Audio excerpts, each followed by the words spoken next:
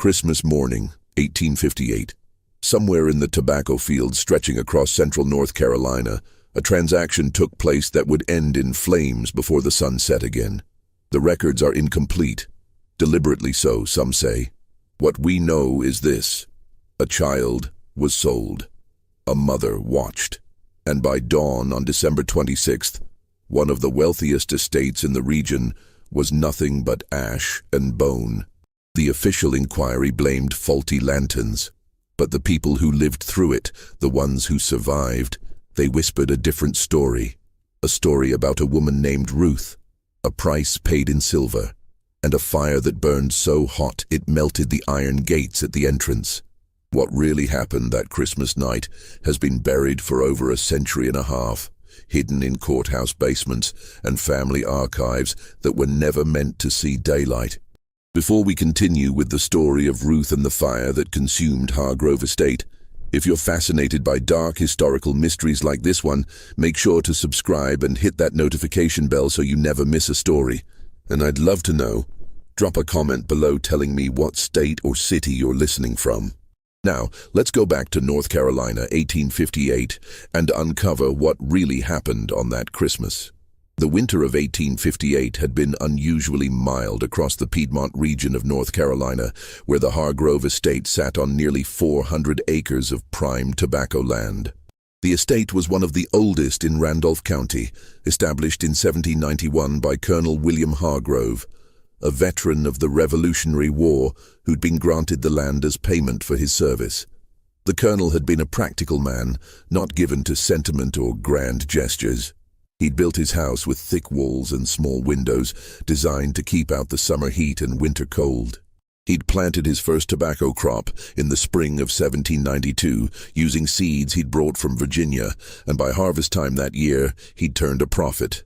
By the time his grandson, Edmund Hargrove, inherited the property in 1852, it had grown into a sprawling operation. 3 tobacco barns, a main house with 12 rooms, a separate kitchen building, stables, a smokehouse, a blacksmith's forge, a carpenter's workshop, and quarters for the 43 enslaved people who worked the land. The estate produced nearly 20,000 pounds of tobacco annually, most of it shipped to Richmond and then on to markets in Europe. Edmund Hargrove was 34 years old when he took over the estate. He'd been educated at the University of North Carolina in Chapel Hill, where he'd studied law but never practiced. Instead, he'd returned home to manage the family business. He was known in the county as a businessman first, a planter second. He kept meticulous records. Every bushel of tobacco, every tool, every transaction, it all went into leather-bound ledgers that he stored in a locked cabinet in his study. The ledgers were his pride. He could tell you at any moment exactly how much the estate was worth, down to the last dollar. He was married to a woman named Caroline, the daughter of a Charleston merchant family. She was 28 years old, pale and thin, with a nervous disposition that had worsened after the birth of their second son. She spent most of her time in the upstairs rooms of the main house, reading novels and writing letters to her sisters back in South Carolina. She rarely ventured outside, and when she did, she wore a wide-brimmed hat and gloves, even in winter. Their 2 sons, William and James, were 7 and 5 years old respectively. They were looked after by an enslaved woman named Bess, who'd been with the family since before Edmund was born. Bess was in her 60s, grey-haired and stooped, but still sharp-minded. She'd raised Edmund and his 2 sisters, and now she was raising his sons. She slept in a small room off the kitchen, close enough to hear if the boys woke in the night. The estate itself was laid out in a grid pattern, with the main house at the center. To the east were the tobacco fields, stretching nearly 200 acres. To the west were the vegetable gardens, the orchards, and the livestock pens. To the north were the barns and workshops, and to the south, separated from the main house by a wide dirt road, were the quarters, a row of 12 small cabins where the enslaved people lived. By all accounts, Edmund Hargrove was unremarkable, not particularly cruel by the standards of the time, but not kind either. He didn't whip his workers himself. He left that to his overseer, a man named Cyrus Dalton. But he didn't intervene when Dalton did. He provided adequate food and clothing, but nothing more. He allowed the enslaved people to keep small gardens behind their cabins, and he gave them Christmas Day off from work. But he charged them for any supplies they needed beyond what he provided. He ran his estate the way he ran everything else in his life, with cold efficiency and an eye always on profit. Ruth had been born on the Hargrove estate in the spring of 1834. Her mother, Dinah, had been brought to the estate as a young woman in the 1820s, purchased from a trader in Fayetteville. Dinah had worked in the main house as a cook, a position that carried a certain status among the enslaved community. She was known for her skill with bread and pastries, and Caroline Hargrove had relied on her heavily, especially during the years when she was pregnant and unable to manage the household herself. Ruth had grown up in the main house, helping her mother in the kitchen. She'd learned to read by watching the Hargrove children do their lessons, and she'd learned to cook by standing at her mother's elbow, watching her knead dough and stir pots. She was a quiet child, observant and careful, with her mother's dark eyes and quick hands. When Ruth was 11, Dinah fell ill with a fever. It came on suddenly in the middle of summer, and within 3 days she was dead. The doctor who examined her said it was likely typhoid, though he couldn't be certain. She was buried in the small cemetery behind the quarters in an unmarked grave next to a dozen others. After Dinah's death, Ruth was moved to the fields. She was too young to work the tobacco rows, so she was assigned to lighter tasks, carrying water, pulling weeds, gathering the leaves after they'd been cut. By the time she was 14, she was working full days, bent over the rows from dawn until dusk, her hands stained brown from the tobacco sap. She was 17 when she met Samuel. Samuel had been born on a plantation in Virginia and sold south when he was 15. He'd been purchased by Edmund Hargrove in 1850, along with 3 other men, to work in the tobacco barns. He was tall and broad-shouldered, with a quiet strength that made him well-liked among the other workers.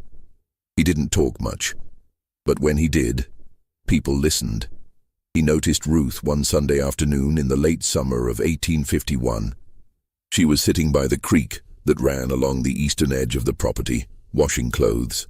He'd come down to the water to fill a bucket, and he'd seen her there, her sleeves rolled up, her hair tied back with a strip of cloth. He'd said something, he couldn't remember what, later, and she'd looked up and smiled. They were married in the spring of 1852, in the way enslaved people married. There was no legal ceremony, no official record.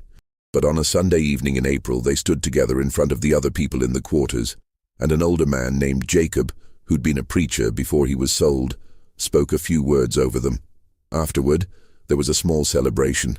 Someone had managed to get hold of a chicken, and there was cornbread and greens, and someone played a fiddle. Samuel moved into Ruth's cabin, a small one-room structure with a dirt floor and a single window. They had a bed made from rough planks and a straw mattress, a table, 2 stools, and a fireplace. It wasn't much, but it was theirs. For a while, life settled into a rhythm. They worked the fields during the day, and in the evenings they'd sit by the fire and talk. Samuel would carve small things out of wood, spoons, bowls, toys. Ruth would mend clothes or braid strips of cloth into rugs. On Sundays, they'd walk down to the creek and sit by the water, watching the sun set over the fields. Their daughter was born in March of 1857, on a cold, rainy night. Ruth had gone into labor in the afternoon, and by midnight the baby was born. Samuel had stayed with her the whole time, holding her hand, wiping her forehead with a damp cloth. When the baby finally came, small and red-faced and wailing, he'd wrapped her in a blanket and handed her to Ruth. Ruth had looked down at the tiny face, the dark eyes blinking up at her, and she'd felt something shift inside her chest. A fierce, protective love that was almost painful in its intensity. She named her Lily after the flowers that grew wild near the creek. Lily was a healthy baby, bright-eyed and quick to smile. She had Ruth's dark eyes and Samuel's broad forehead. By the time she was 6 months old, she was laughing and reaching for things, and by the time she was a year old, she was pulling herself up to stand, holding on to the edge of the table. Ruth would carry her into the fields in a sling made from old cloth, setting her down in the shade while she worked the rows. In the evenings, she'd sing to her, old songs Dinah had taught her, songs that had been passed down through generations, songs about rivers and roads and freedom. Samuel doted on the child. He'd carve little toys for her out of scraps of wood, animals mostly, a horse, a bird, a rabbit. He'd make them move and dance while Lily laughed and reached for them with her small hands. He'd talk to her in a soft voice, telling her stories about places he'd never been, places he'd only heard about from other people, places where the land was flat and wide, where you could walk for days and never see another person, places where people were free. For a brief time, despite everything, there was something close to happiness in that small cabin in the quarters. But Edmund Hargrove's ledgers told a different story. The tobacco crop of 1857 had been poor. A late frost in April had damaged the seedlings, and then a dry summer had stunted growth. The plants had been small and weak, the leaves thin and brittle. The harvest brought in less than half of what Hargrove had projected. By the fall, he was in debt to a merchant in Greensboro who'd extended him credit for seed and supplies. The merchant wanted payment. Hargrove didn't have it. He'd spent the winter trying to figure out how to cover the debt. He'd considered selling some of the land, but land prices were low, and he didn't want to break up the estate. He'd considered taking out a loan, but the banks were wary of lending to planters after the panic of 1857, when several large estates in the region had gone bankrupt. In November, a man named Josiah Trent arrived at the estate. Trent was a slave trader based out of Richmond, Virginia, but he traveled a circuit through North Carolina and South Carolina, buying and selling human beings the way other men bought and sold livestock. He was in his 40s, a large man with a thick beard and cold eyes. He wore expensive clothes, a wool coat, leather boots, a gold watch chain, and he carried himself with the confidence of someone who knew his business was profitable. He was known for paying cash, and he didn't ask too many questions. Hargrove met with him in the study. The meeting lasted 2 hours. They sat across from each other at Hargrove's desk, Trent with a ledger of his own, listing the current prices for men, women, and children in various markets. Hargrove had his own ledgers open, showing the names and ages of everyone on the estate. They negotiated. Trent was interested in young men, field hands who could be sold to plantations further south, where the cotton industry was booming. Hargrove was reluctant to sell his best workers, but he needed the money. They settled on 3 men, all in their 20s, all strong and healthy. Trent would pay $800 each, but that wasn't enough to cover the debt. Trent leaned back in his chair and looked at the ledger again. "You got any children?" he asked. Hargrove hesitated. "A few." "Light-skinned?" Hargrove nodded slowly. Trent smiled. "Light-skinned children fetch a good price in Richmond, especially girls. People like to buy them young, raise them in the house, teach them to sew, cook, clean. They're easier to train when they're young."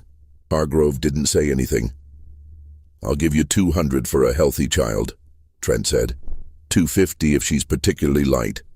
Hargrove looked down at his ledger. He ran his finger down the list of names until he found what he was looking for. "Lily," he said, "born March 1857, daughter of Ruth and Samuel." Trent made a note in his own ledger. "I'll take her." When Trent left, he had a list of names. 4 people, 3 men and 1 child. Ruth's name wasn't on it, but Lily's was. Christmas Day, 1858, began like most winter mornings on the estate, cold and grey, with a thin fog hanging over the fields. The temperature had dropped overnight, and there was frost on the ground, crunching underfoot. The enslaved people had been given the day off from work, as was customary. It was one of the few days of the year when they didn't have to be in the fields at dawn. Some gathered in the quarters, sharing what little food they'd managed to save or trade for. Others stayed in their cabins, trying to keep warm. Ruth woke early. Lily was fussy, teething and feverish. She'd been up half the night crying and squirming, and Ruth had held her close, rocking her gently, singing softly. Samuel had gone to the main house before dawn. Hargrove had called for him to help move some furniture in preparation for a small gathering he was hosting that evening. He'd promised to be back by midday. Ruth sat by the fire, holding Lily in her lap. The baby was quieter now, her eyes half closed, her small fist wrapped around Ruth's finger. Ruth hummed softly, the same song her mother had sung to her when she was a child. A song about a river and a road and a place where the sun always shone. Around 10 in the morning, there was a knock on the cabin door. Ruth looked up. She knew immediately that something was wrong. No one knocked on Christmas morning. No one came to the cabins unless there was trouble. She stood slowly, still holding Lily. She crossed the small room and opened the door. It was Edmund Hargrove, and behind him, Josiah Trent. Ruth's breath caught in her throat. She took a step back, instinctively pulling Lily closer.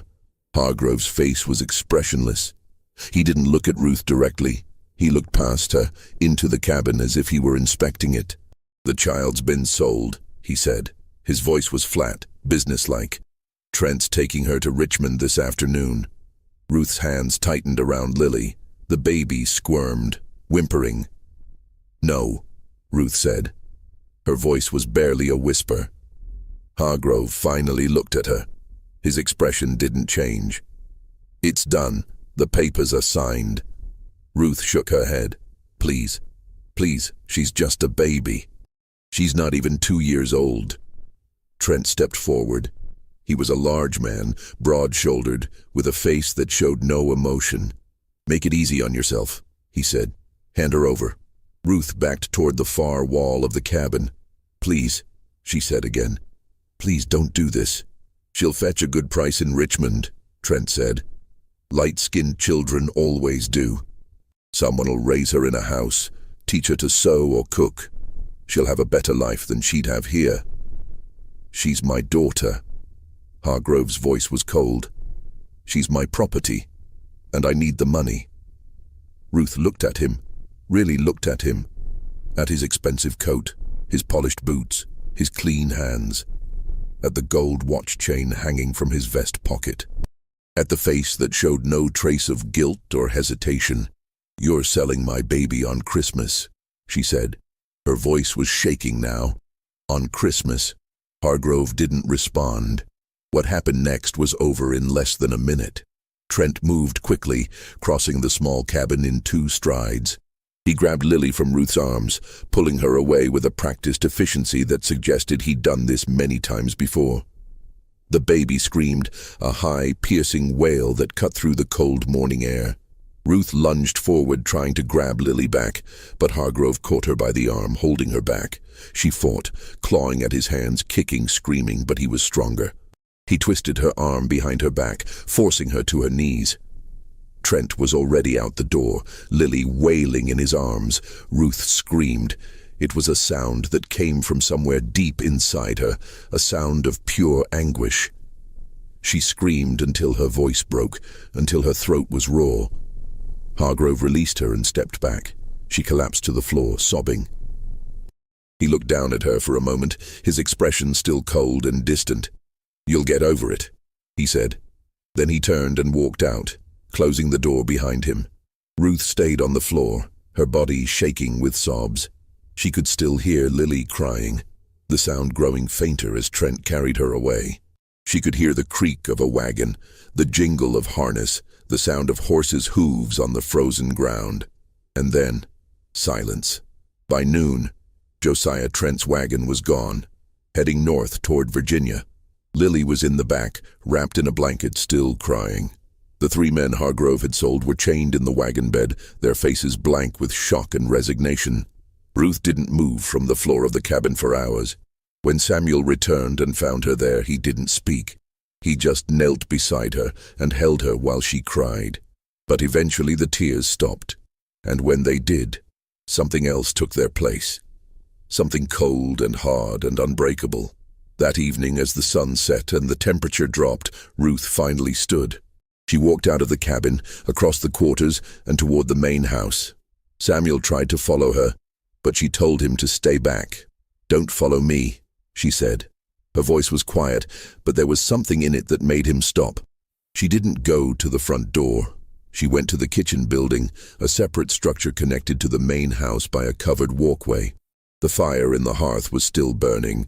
It was always kept lit during the winter to make cooking easier in the mornings. Ruth stood there for a long time, staring at the flames. She thought about Dinah, her mother, who'd worked in this kitchen for 20 years before she died. She thought about all the meals she'd helped prepare, all the hours she'd spent standing at this hearth, cooking food for people who saw her as nothing more than a tool. She thought about Lily, about her small hands and bright eyes, about the way she laughed when Samuel made the wooden animals dance, about the way she'd reached for Ruth that morning, her fingers grasping at air as Trent carried her away. And she thought about Edmund Hargrove, about his cold eyes and his ledgers and his gold watch chain, about the way he'd said, "You'll get over it," as if losing a child was no different than losing a tool or a piece of furniture. She reached down and picked up a burning log from the hearth. The heat seared her hands, but she didn't let go. She carried it through the covered walkway and into the main house. She went to the study first, the room where Hargrove kept his ledgers, the room where he'd sat with Josiah Trent and negotiated the price of her daughter's life. She set the burning log on the desk, on top of the open ledger. The paper caught fire immediately, the flames spreading quickly across the pages. She watched for a moment, watching the names burn. All those names, all those people who'd been bought and sold, reduced to entries in a ledger. Then she turned and walked out. She went to the parlor next, where Caroline Hargrove kept her expensive furniture and her imported rugs. She set fire to the curtains, watching them go up in flames. Then the dining room, the sitting room, the hallway. By the time she reached the front door, the entire first floor was burning. She walked out into the cold night air and stood in the yard, watching the flames spread. She could hear shouting now, people running, someone screaming. But she didn't move. She just stood there, her hands blistered and bleeding, watching the house burn. The fire burned for hours, consuming not just wood and brick, but the illusion of order that men like Edmund Hargrove tried to impose on a system built on human suffering. By the time the first neighbors arrived, drawn by the glow visible for miles across the flat Piedmont landscape, there was nothing to be done. The main house was engulfed, flames shooting 30 feet into the air. The heat was so intense that people couldn't get within 50 yards of the structure. They formed a bucket line from the well anyway, more out of instinct than hope, passing water hand to hand in a futile attempt to contain the blaze. Edmund Hargrove and his family had escaped through a second-floor window on the east side of the house. Caroline had jumped first, landing badly and breaking her ankle. The two boys had been lowered down by their father, then caught by Bess, who'd been one of the first to see the flames. Hargrove had been the last out, and by the time he hit the ground, his nightshirt was singed and his face was blackened with smoke. They huddled together in the yard, wrapped in blankets someone had brought from the quarters, watching their home burn. William, the older boy, was crying. James, the younger one, just stared at the flames, his eyes wide and unblinking. Caroline was in shock, her broken ankle twisted at an unnatural angle, her face pale and sweating despite the cold. The enslaved people from the quarters had come running when they saw the fire. Some joined the bucket line. Others tried to save what they could from the outbuildings, the smokehouse, the stables, the tobacco barns. The kitchen building, connected to the main house by the covered walkway, caught fire around midnight and burned completely. One of the tobacco barns, downwind from the main house, caught sparks and was lost as well. By dawn on December 26th, the main house was nothing but a smoking ruin. The walls had collapsed inward, leaving only the brick chimney standing blackened and cracked. The iron gates at the entrance to the property had warped from the heat, their decorative scrollwork melted and twisted. Ruth was found sitting on the ground near the remains of the house, her hands burned and blistered, her dress singed and torn. She didn't resist when Cyrus Dalton, the overseer, grabbed her by the arm and pulled her to her feet. She didn't say a word. Samuel tried to go to her, but Dalton shoved him back. "Stay where you are," he said. Ruth looked at Samuel once, just once. Her eyes were dry. She didn't cry. She didn't speak. She just looked at him, and then she looked away. Dalton took her to the barn and locked her inside. The inquiry began 2 days later. The county sheriff, a man named Thomas Garrett, came to the estate with a deputy and a clerk to take statements. He interviewed Edmund Hargrove first, then Caroline, then several of the enslaved people who'd been present when the fire started. Hargrove's account was straightforward. He'd been asleep when the fire started. He'd woken to the smell of smoke and the sound of his wife screaming. He'd gotten his family out as quickly as he could. He believed the fire had been caused by a lantern left burning in the kitchen, or perhaps a spark from the hearth. But when pressed, he admitted that Ruth had been seen near the kitchen building shortly before the fire started, and when asked why she might have been there, he hesitated. There was an incident earlier in the day, he said finally. A child was sold. The child's mother was upset. Sheriff Garrett made a note in his ledger. Upset enough to set fire to your house? Hargrove didn't answer directly. I don't know what she was thinking, but she was the last person seen near the kitchen before the fire started. The sheriff interviewed Ruth the next day. She was still in the barn, her hands wrapped in strips of cloth that Bess had brought her. She sat on the dirt floor, her back against the wall, staring at nothing. Did you set the fire? Garrett asked. Ruth didn't respond. If you confess, it'll go easier for you, he said. The judge might show leniency. Ruth looked at him. Her eyes were empty. What will you do to me? She asked. Her voice was hoarse from screaming the day before. That's up to the judge, Garrett said. Will you hang me? Garrett shifted uncomfortably. That's up to the judge, he said again. Ruth looked away. Then it doesn't matter what I say. The inquiry concluded 3 days later. The official finding was inconclusive. There was no direct evidence that Ruth had set the fire, only circumstantial evidence and suspicion. But there was also no other explanation that made sense. Edmund Hargrove, despite everything, didn't push for a trial. Some said it was because he didn't want the attention. A trial would mean newspapers, questions, scrutiny. It would mean people asking why he'd sold a baby on Christmas morning. It would mean his business dealings, his debts, his ledgers, all of it would become public. Others said it was because he knew what a trial would reveal. That he'd sold a child for $200 in silver. That he'd torn a family apart to pay off a debt.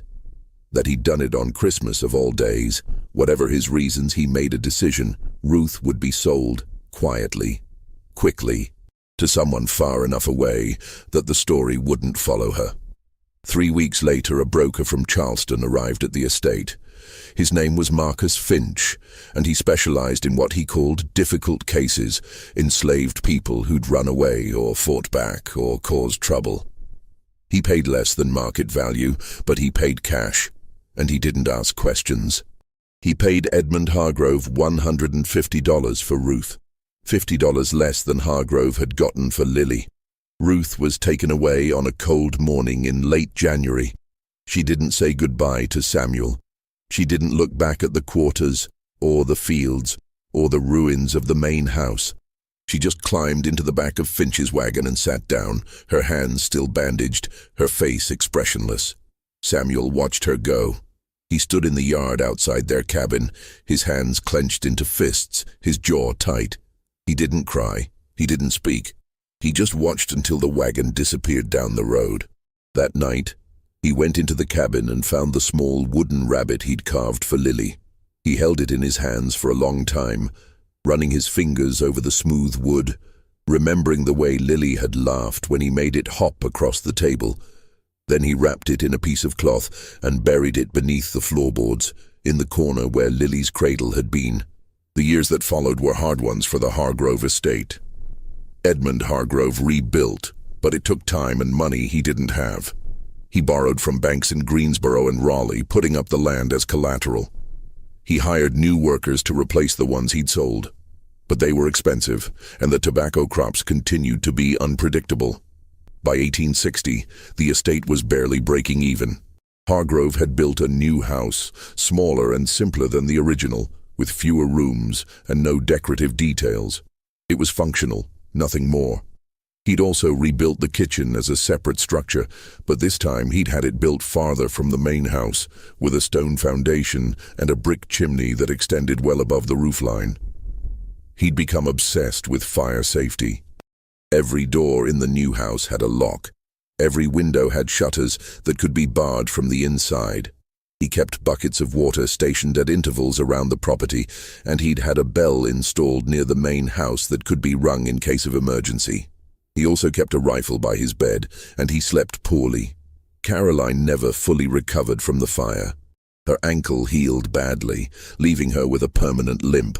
But the physical injury was nothing compared to the psychological one. She'd developed a terror of fire that bordered on obsession.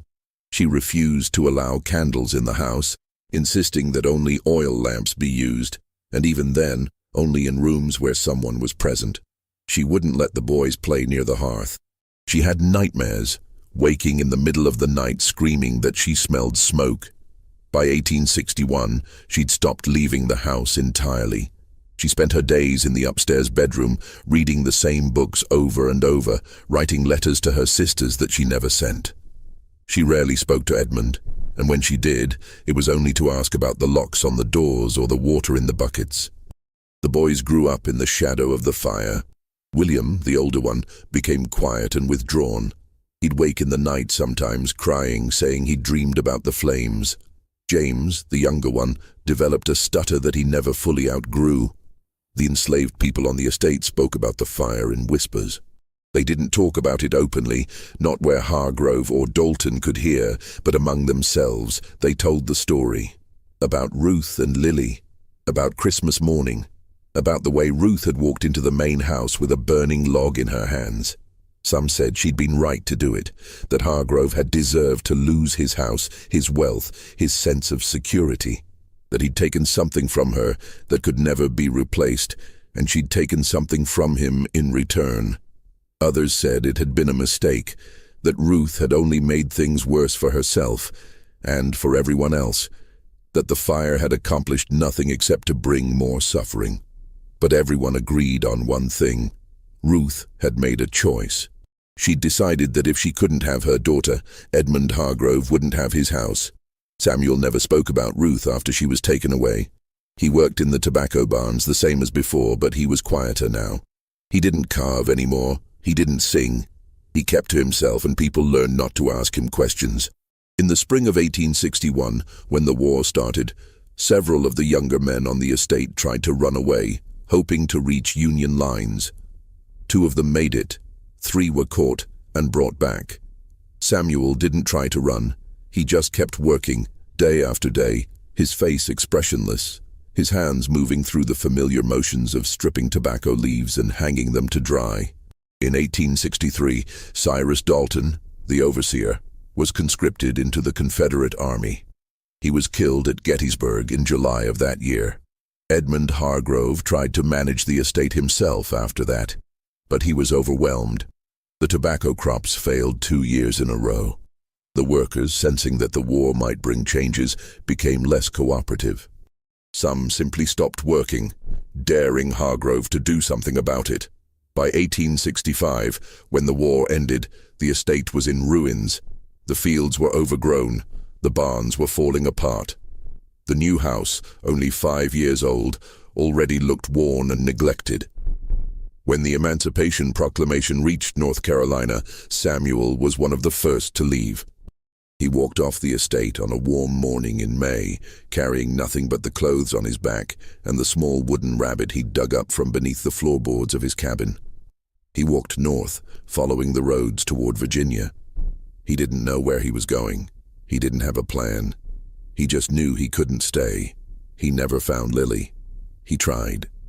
He asked everyone he met if they'd heard of a light-skinned girl, about 8 years old by then, who might have been sold in Richmond in 1858. But no one knew anything. The records had been destroyed in the war. The traders were dead or scattered. The trail was cold. He settled eventually in a small town in southern Virginia, working as a carpenter. He never married again. He never had other children. He kept the wooden rabbit on a shelf in his room, and sometimes late at night he'd take it down and hold it, remembering. He died in 1891 at the age of 63. He was buried in a small cemetery outside the town, in an unmarked grave. Edmund Hargrove held onto the estate until 1871. By then he was 47 years old, and he looked 20 years older. His hair had gone grey, his hands shook. He'd developed a persistent cough that the doctor said was from the smoke he'd inhaled the night of the fire, though it had been more than a decade. In the spring of 1871, he had what the doctor called a failure of the heart. He collapsed in the study of the new house, the same room where he kept his ledgers. He was found by one of the workers, slumped over his desk, his hand still holding a pen. He was buried in the family plot on the estate, next to his father and grandfather. Caroline and the boys moved back to Charleston shortly after. Caroline died in 1875. William became a clerk in a shipping company and never married. James moved west to Texas and disappeared from the records. The estate itself changed hands several times over the following decades. The new house was torn down in 1885. The land was subdivided and sold off in pieces. By 1900, the only thing left of the original Hargrove estate was the family cemetery and a few crumbling foundations hidden in the underbrush. But the story didn't end there. In 1923, a man named Robert Vance bought 50 acres of the old Hargrove property, including the grove where the main house had stood. Vance was a veteran of the First World War, originally from Pennsylvania, who'd moved south looking for cheap land to farm. He was in his early 40s, unmarried, with a limp from a piece of shrapnel that had lodged in his left leg during the Battle of the Argonne Forest. He cleared part of the grove and built a small house near the creek. It was a simple structure, 2 rooms, a stone fireplace, a front porch. He planted a vegetable garden and kept a few chickens. He lived there alone, content with the quiet and the solitude. For the first year, everything was fine. He worked the land, sold vegetables at the market in town, and kept to himself. The neighbors were friendly enough, though they found him a bit odd. He didn't attend church, he didn't socialize, he just worked his land and stayed in his house. But in the summer of 1924, things started to change. It began with small things. Vance would wake in the middle of the night and smell smoke. Not wood smoke, like from a chimney, but something else. Something acrid and chemical, like burning fabric or tar. He'd get up and check the house, but there was never anything burning. The fireplace would be cold, the stove would be off. The smell would linger for a few minutes and then it would fade.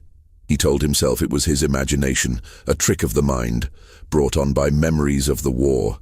He'd smelled burning things in France, burning wood, burning flesh, burning earth. Maybe his mind was playing tricks on him. But then he started hearing things. Footsteps on the porch. Slow, deliberate footsteps, like someone pacing back and forth. He'd get up and go to the door, but there'd be no one there. Just the empty porch and the dark yard beyond. And sometimes late at night he'd hear a woman's voice, singing. It was faint, barely audible, but it was there. A low, mournful song in a language he didn't recognize. Or maybe it was English, but the words were too distorted to make out. He tried to ignore it. He told himself it was the wind, or an animal, or his own mind playing tricks on him again. But the sounds continued, night after night. The footsteps, the singing, the smell of smoke. In the fall of 1924, he decided to dig a new well. The old one, near the house, had started to run dry, and he needed a more reliable water source. He chose a spot about 30 yards from the house, near where he thought the original main house had stood. He started digging on a cool morning in October. The ground was hard, packed clay mixed with rocks. He worked slowly, breaking up the soil with a pickaxe and shoveling it out. By midday, he was about 4 feet down. That's when the shovel hit something hard. He thought it was a rock at first, but when he cleared the dirt away, he saw that it was metal. A box. Rectangular, about the size of a small trunk made of iron and badly rusted. It was locked. Vance stared at it for a long time. He didn't know what to do. Part of him wanted to leave it buried, to fill in the hole and forget he'd ever found it. But another part of him The part that had survived the war, the part that had learned to face things head-on, wanted to know what was inside. He used a hammer to break the lock. It took several tries, but eventually the rusted metal gave way. Inside the box were papers, ledgers, old, yellowed, brittle with age. Some of them were water-damaged, the ink faded and illegible, but others were still readable. Vance lifted them out carefully and spread them on the ground. They were account books, records of transactions, dates, names, amounts. He read through them slowly, his hands shaking slightly. They were records of people, enslaved people, bought and sold like livestock. Each entry had a name, an age, a description, and a price. Jacob, male, age 28, strong back, good worker, $800. Sarah, female, age 19, house-trained, $600. Moses, male, age 35, skilled carpenter, $900. Page after page, dozens of names, dozens of lives reduced to entries in a ledger. And then, near the bottom of one page, he found an entry that made him stop. Lily, female. Born March 12, 1857, light-skinned, sold December 25, 1858, $200. Beneath it, in different handwriting, smaller, more cramped, written in pencil rather than ink, someone had added a note. He took my child. I took his house. We are even now. Vance sat back on his heels, staring at the words. He didn't know who had written them. He didn't know the full story. But he knew enough. He looked up at the grove, at the trees that had grown over the ruins of the old house. He thought about the smell of smoke, the footsteps, the singing, and he understood. He gathered up the ledgers, carried them back to his house, and burned them in the fireplace. He watched the pages curl and blacken, the names disappearing into ash. He didn't want them. He didn't want to know anymore. But burning the ledgers didn't help. The sounds continued. The smell of smoke, the footsteps, the singing. By the spring of 1925, Vance couldn't take it anymore. He sold the property and moved back north to Pennsylvania. He never spoke about what he'd found. Not for nearly 30 years. It wasn't until 1954, when he was 73 years old and living in a veterans' home in Harrisburg, that he finally told the story to a reporter from a local newspaper who was researching the history of Randolph County. "I don't believe in ghosts," Vance said, sitting in a chair by the window of the home, looking out at the gray Pennsylvania sky. "I never have. But I'll tell you this, something was wrong with that land. I don't know what it was. Maybe it was just my mind. Maybe it was the war. But I couldn't stay there." The reporter asked if he'd told anyone else about the ledgers. Vance shook his head. Who would I tell, and what would it change? They're all dead now, everyone involved. It's just history. But history, as it turns out, doesn't always stay buried. In 1968, a graduate student named Margaret Colby was researching her thesis on enslaved families in the antebellum South. She was 24 years old, studying at Duke University, and she'd been combing through courthouse records in Randolph County when she came across a reference to the Hargrove estate fire. It was a brief mention, just a few lines in an old inquiry report from 1859, but something about it caught her attention. A fire on Christmas night. A woman suspected of arson. A child sold that same morning. She started digging deeper. She found the inquiry report, which was brief and inconclusive. She found property records showing the sale of the estate in pieces over the years. She found tax documents, census records, and family histories. And then, in a box of miscellaneous documents that had been misfiled in the basement of the courthouse, she found a letter.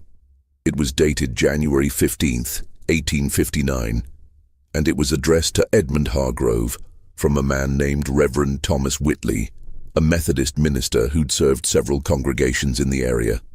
The letter was short, handwritten in careful script on yellowed paper. "Mr. Hargrove, I write to you with a heavy heart. I have heard what transpired on Christmas Day, and I have heard what followed. I do not presume to judge you, for judgment belongs to God alone. But I must tell you this, the woman Ruth came to me before she was taken away. She did not confess to setting the fire. She did not deny it either. She said only this: "He took my child. I took his house. We are even now. I fear, Mr. Hargrove, that you are not even. I fear that what you have sown, you will reap in ways you cannot yet imagine. I urge you to seek forgiveness, not from me but from the Lord, and to make amends where you can. Your servant in Christ, Reverend Thomas Whitley." Margaret Colby made a copy of the letter and included it in her thesis. The thesis was titled, "Fractured Families: The Impact of Child Sales on Enslaved Communities in North Carolina, 1820–1865. It was well researched and carefully argued, but it was never published. She left graduate school in 1970 to get married and never returned to finish her degree.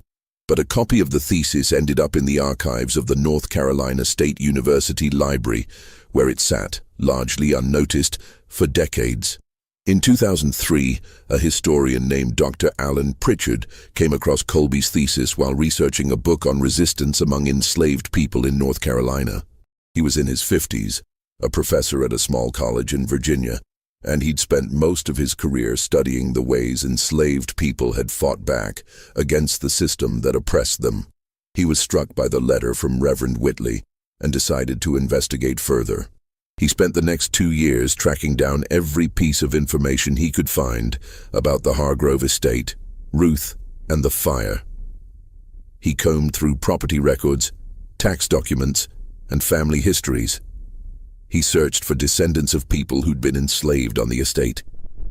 He traveled to South Carolina, trying to find records of Ruth after she was sold, but he came up empty.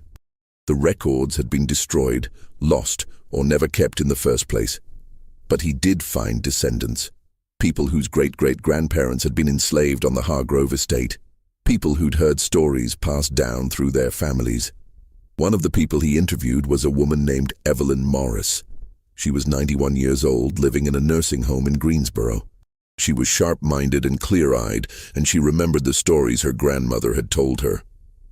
"My great-great-grandmother's name was Dinah," Evelyn said, sitting in a chair by the window of her room, her hands folded in her lap.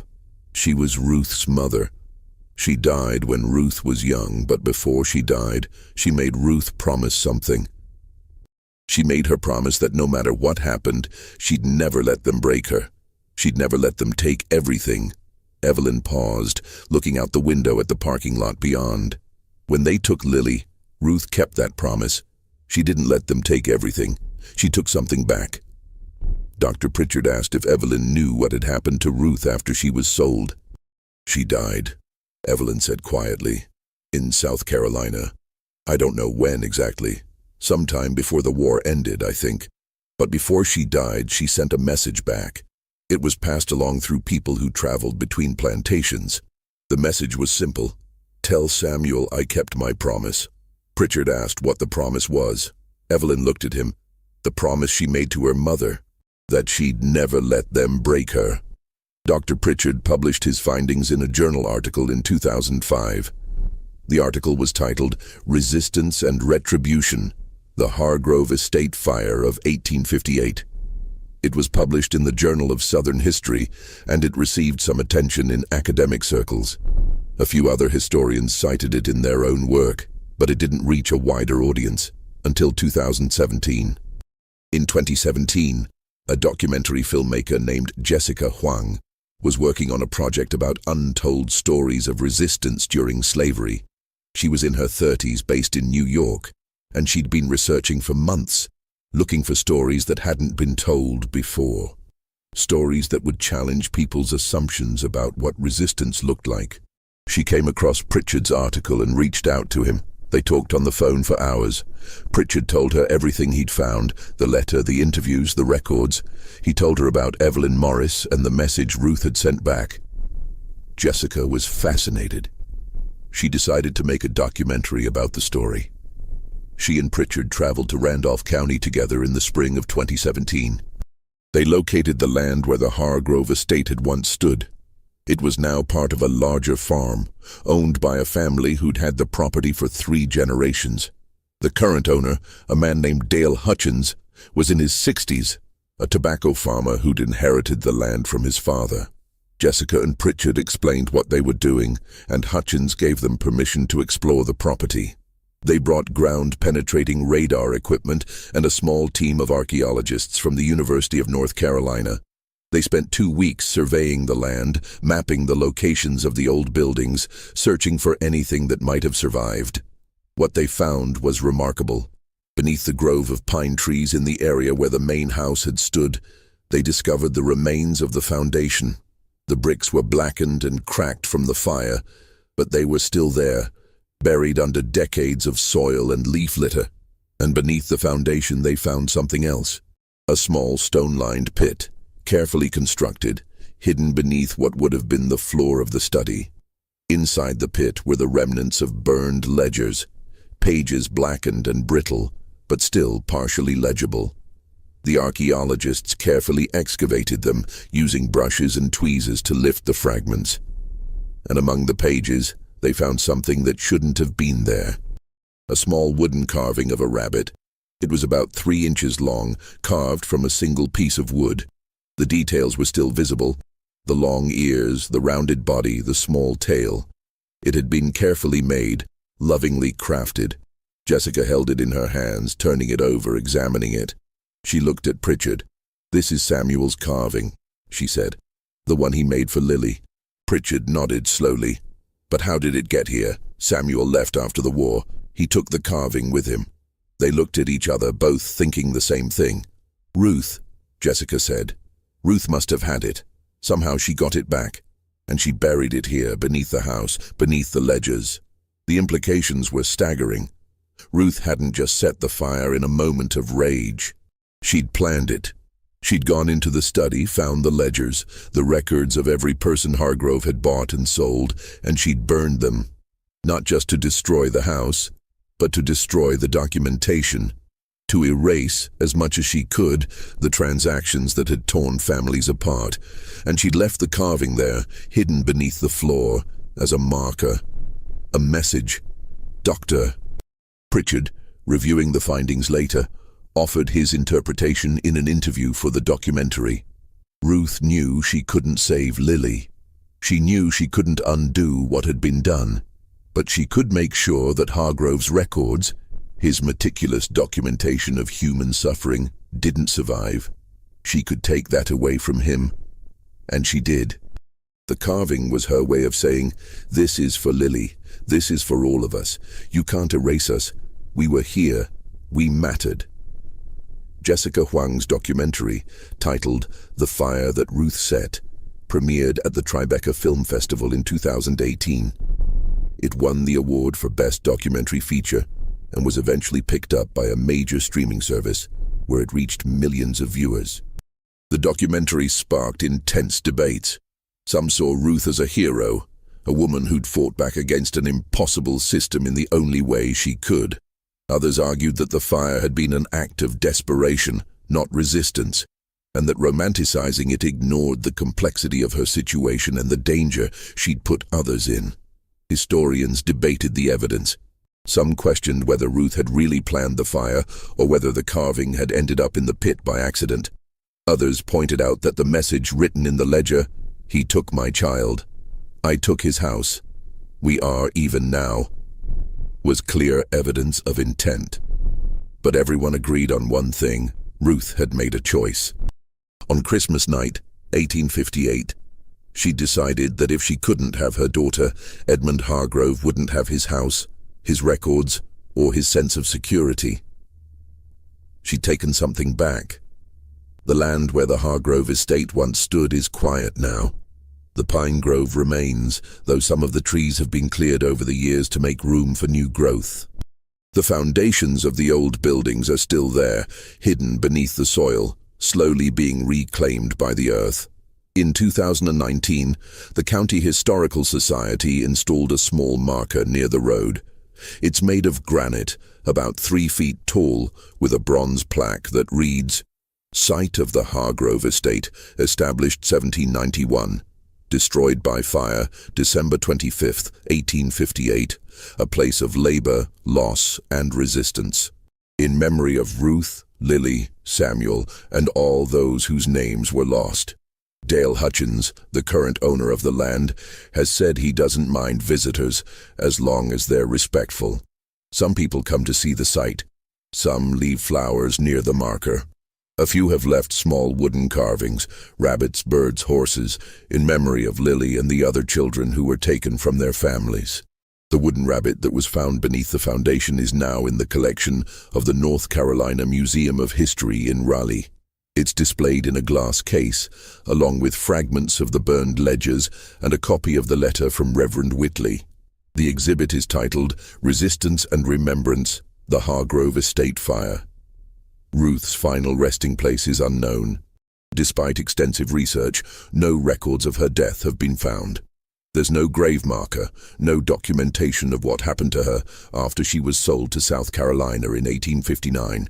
Some researchers believe she may have died during the war when record-keeping broke down across the South. Others think she may have survived and taken a new name, disappearing into the chaos of Reconstruction. But her story, once buried in courthouse basements and family memories, is now part of the historical record. Lily's fate remains a mystery. Josiah Trent's records were destroyed in a warehouse fire in Richmond in 1862, and there's no way to trace what happened to her after she left Randolph County on Christmas Day, 1858. Some descendants of enslaved families in the region have done DNA testing, hoping to find connections. But so far, nothing conclusive has emerged. There are theories. Some researchers believe Lily may have been sold to a family in Richmond and raised as a house servant.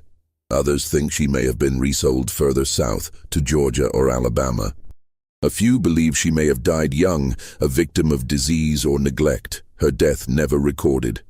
The truth is, we'll probably never know. Edmund Hargrove's grave is still in the family plot, on what's now private property about a mile from where the estate once stood. The plot is overgrown, the headstones tilted and weathered.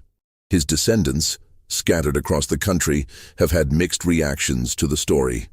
Some have expressed regret for what their ancestor did. A few have reached out to historical societies and museums, offering family documents and photographs. Others have remained silent, unwilling to engage with a past they find shameful. In 2020, a descendant of Edmund Hargrove, a woman named Patricia Hargrove Chen, living in California, wrote an op-ed for a major newspaper. In it, she acknowledged what her ancestor had done and expressed her support for reparations and historical accountability. "I can't undo what Edmund Hargrove did," she wrote. "I can't bring back Lily or Ruth or any of the people he bought and sold. But I can acknowledge the truth. I can say that what he did was wrong, and I can support efforts to make amends in whatever small way possible."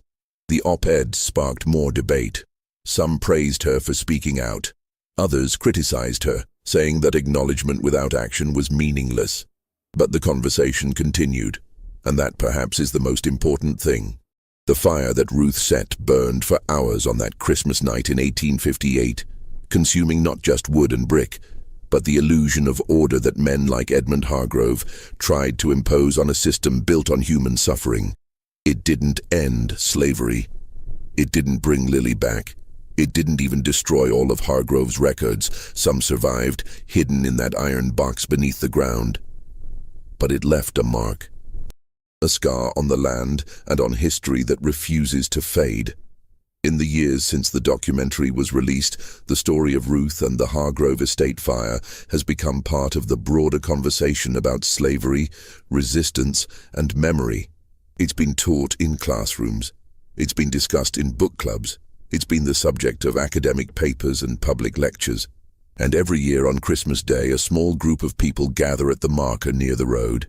They're descendants of enslaved families from the region, historians, activists, and others who've been moved by the story.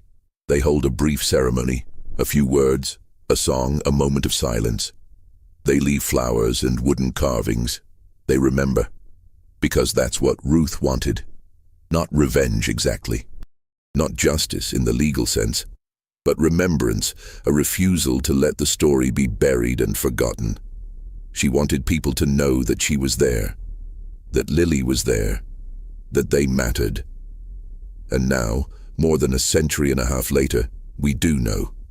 We remember. The story of Ruth and the fire she set on Christmas night, 1858, is a story about loss and rage and the impossible choices people are forced to make in impossible circumstances. It's a story about a mother who lost her child and decided that if she couldn't have justice, she'd have retribution. It's a story about a man who valued profit over humanity and paid a price for it, though perhaps not a high enough one.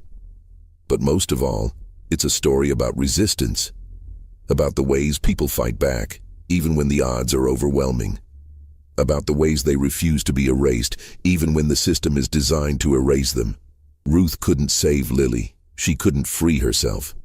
She couldn't change the system that had enslaved her, but she could light a fire. And she did. And that fire, in its own way, is still burning. What do you think of this story? Do you believe Ruth's act was justice, or simply tragedy compounding tragedy? Was she a hero who fought back against an evil system, or a desperate woman who made a terrible choice? Leave your comment below. I'd love to hear your thoughts. If you enjoyed this tale and want more dark historical mysteries like this, make sure to subscribe, hit that notification bell, and share this video with someone who loves untold stories. There are so many more buried in the past waiting to be uncovered. See you in the next video.